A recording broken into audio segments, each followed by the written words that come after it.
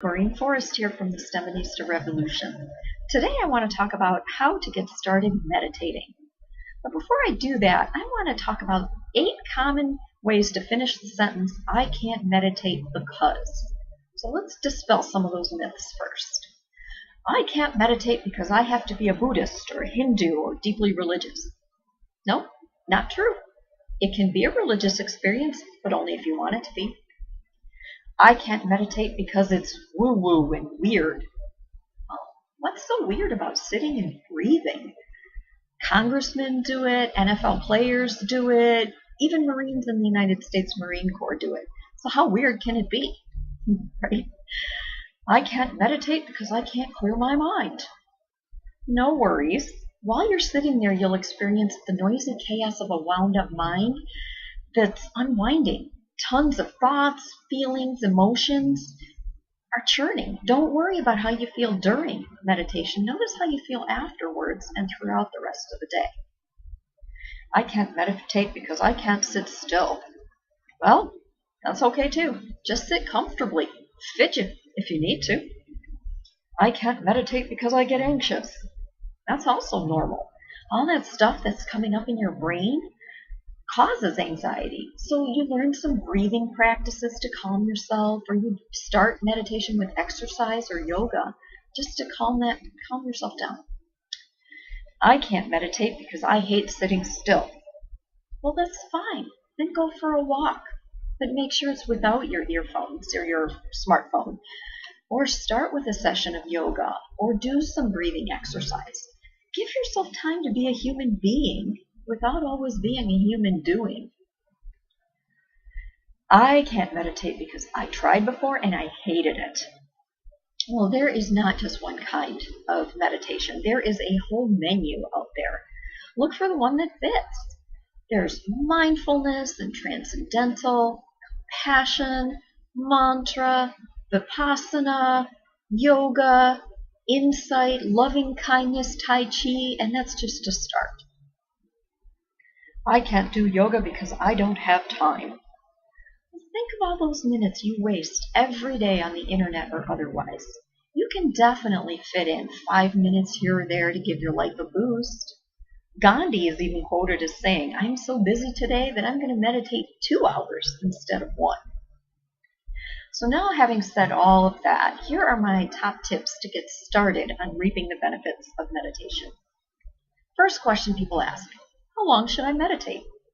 If you're new to meditation, I recommend starting slowly. Start with just 5 minutes a day. Then you gradually increase the time over several weeks or months. When I started meditating, 5 minutes felt like an eternity. But now I can practice for 30 minutes a day, and I'm even surprised at how quickly the time passes. Question number 2, where should I meditate? Find a comfortable spot where you can sit. You can sit on the floor, you can sit on a cushion, you can sit in a chair, just any position that's comfortable. Some people recommend that you don't lay down on your back, but I think you should meditate in whatever pose works for you, unless lying down makes you fall asleep. Personally, I happen to like laying on my back when I meditate with my hands on my tummy. You want to be upright, but not rigid and tight. Upright, but not uptight. Question 3. So what do I do? Well, the easiest meditation technique is to count the breath. I count in each breath and then out breath with the same number. So my mind focuses on 1 in, 1 out, 2 in, 2 out, and so on. Once I hit 10, which rarely happens because my mind is wandering, right? I start over at 1. If you don't like counting, you can simply repeat to yourself in and out. Sometimes if my brain's particularly busy, I count time. I'll count 6 to the inhale, hold for 2, 6 to the exhale. Whatever works for you. When your mind wanders, which it will do because that's kind of what our minds do, just gently guide your attention back to your breath. If you need to start over counting because you don't remember where you were, so what? The key is to not criticize or judge yourself for letting your attention wander.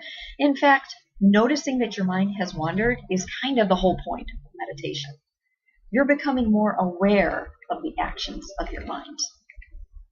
So even the relatively simple instructions of follow the breath can sound vague and confusing. So a helpful technique is to bring your attention to where you most notice the sensation of breath. Is it in your chest, in your lungs, in your belly, in your nose? Wherever you feel it most, that's your anchor point. So each time your mind wanders, just come back to that physical anchor point and the sensation of breathing. So when thoughts arise, it's easy to get distracted and follow them, and engage them and solve them and interrogate them. Well, a helpful practice is to just simply label the thought: worrying, planning, remembering. Don't worry about figuring out the precise label for the type of thought you're having. You can even just label it thinking. That would be fine. And if the thoughts don't go away, it's still okay. What we're doing, I love the analogy, is you're sitting on the side of a busy freeway and you're looking across to the other side. You notice all the cars passing in front of you, but you don't notice makes and models unless you choose to. So that's like meditation. In this case, we're focusing on the other side of the freeway and just noting that cars are going by. So, fourth question, how do I fit this into my day? Well, you need to find the time of day that works best for you. Some people like to begin their day with meditation. Others prefer to take a break from meditation at lunch or in the afternoon, and others it's in the evening, maybe even right before bed. For me, I love to meditate right before bed. The important thing is just to make it a habit. After many weeks of a consistent practice, it becomes like an integral part of your day, like exercising or brushing your teeth.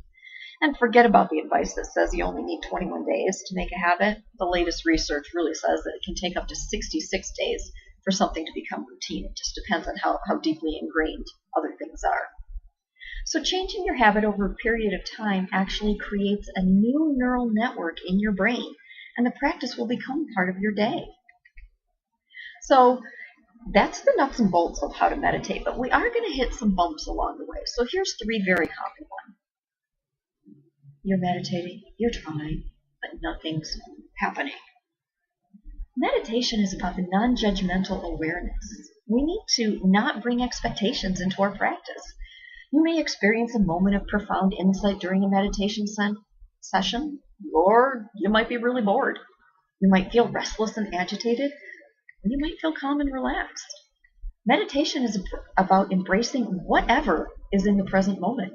The benefits of meditation, greater self-awareness and self-control, increased calm and empathy, will emerge over time. But each individual session will be completely different, and that's okay. So if you're bored, just note, this is what boredom feels like. If you're content, this is what contentment feels like.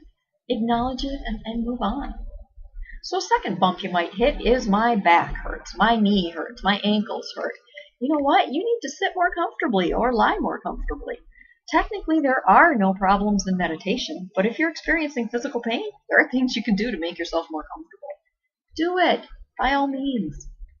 And then finally, is there an app for that? Of course there is.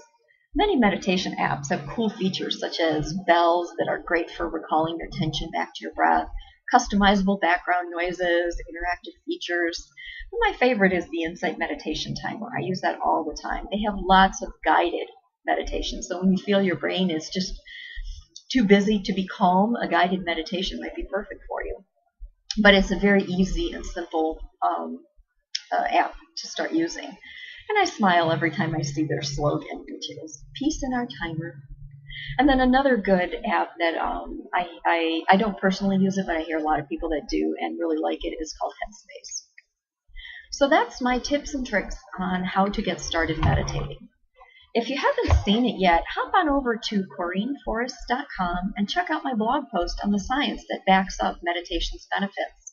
And while you're there, join the STEM and Easter revolution. Signing off. Talk to you soon.